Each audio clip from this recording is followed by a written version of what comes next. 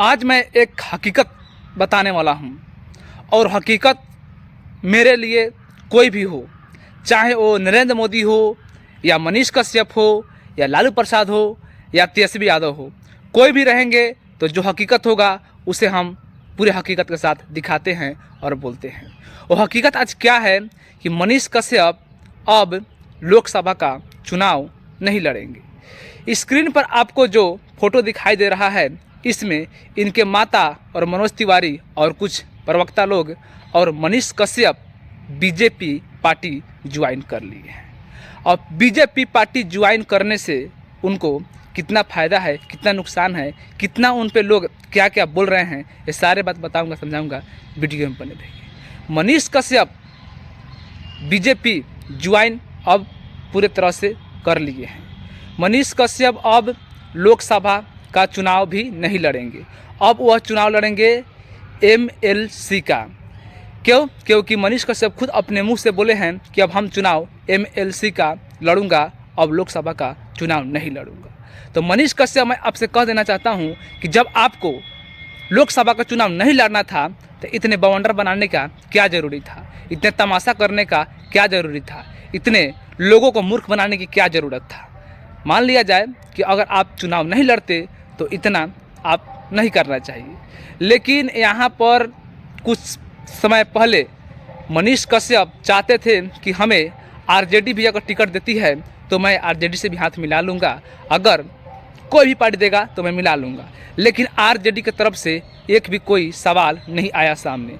बस मनीष कश्यप ठान लिए कि अब हम लालू परिवार को छोड़ेंगे नहीं।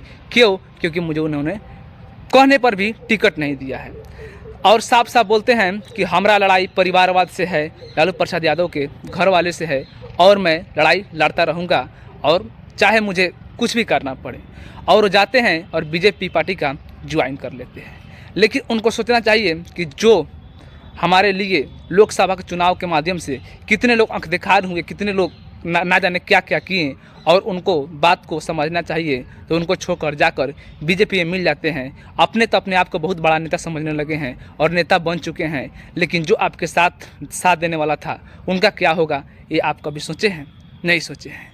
लेकिन मनीष कश्यप जिस रास्ते पे अभी चल रहे हैं, इसका अंजाम बहुत ख़राब भी हो सकता है और बहुत बुरा भी हो सकता है। क्यों? क्योंकि मनीष कश्यप जब चुनाव लड़ना चाहते थे, वही समय अगर लोकसभा का चुनाव नहीं लड़ना चाहते थे तो बोल देते तो शायद ये झमेला ही नहीं होता।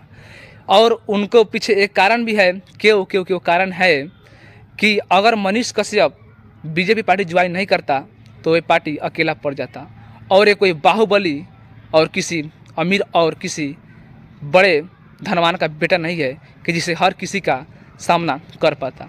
इसलिए माना जाए तो मनीष कश्यप का अब मजबूरी भी हो सकता है कि हमें किसी न किसी पार्टी को ज्वाइन करना है और किसी न किसी पार्टी से हाथ मिलाएंगे तभी मैं कुछ कर सकता हूं, वरना मेरा कोई औकात नहीं है।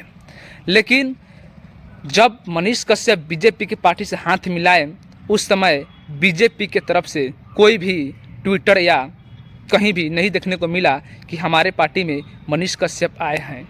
वो सिर्फ देखने को मिला मनीष कश्यप के पेज के माध्यम से। इससे पता चलता है कि मनीष कश्यप कहीं नहीं तो कहीं अपने आप को बीजेपी में समर्पित किए हैं, बल्कि बीजेपी मनीष कश्यप को अपने आप में नहीं लाया है।